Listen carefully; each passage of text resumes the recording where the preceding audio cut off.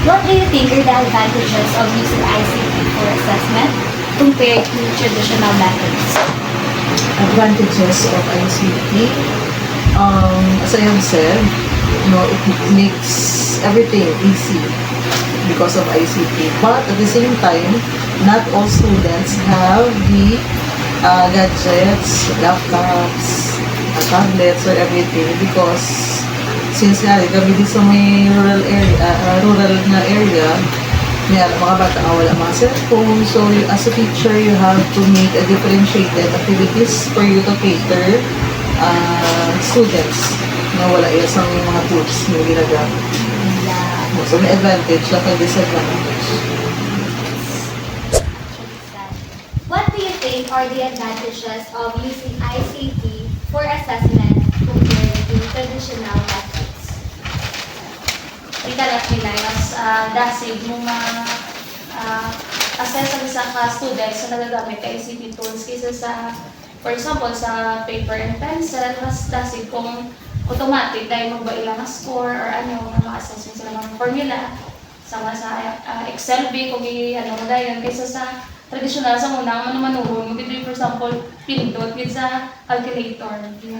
Padasig ka nga dun nga over Yes. Ay, ma-easy. So, how do students respond to ICT-based assessment? Do they seem more engaged na? Yes.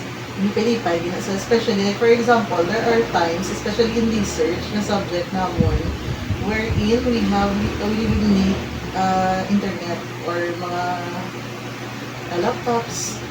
So, if gaan mo sa tanan isa-isa gadget or gaan sa tanan ICT tools or mga tanan mga pwede nila magamit, makita mo gid na nagaan na sila tutok na tutok. And excited sila magamit. Galing iti tungod sa mga, syempre 1 hour lang isa ng klase, kulang ang time. So, in your opinion, ma'am, what kind of support or training would help teachers in ICT and assessment more effectively? Kung maglatag ng training sa amon sa ICT, syempre dako yun nga bulit kasi mas kung may aral na kami nga knowledge na daan, mas pa-advance pa gila naman yung knowledge ko. And in case na matagaan ng training sa ICT, ang focus. Kung equally sila maginatan. Mm-mm.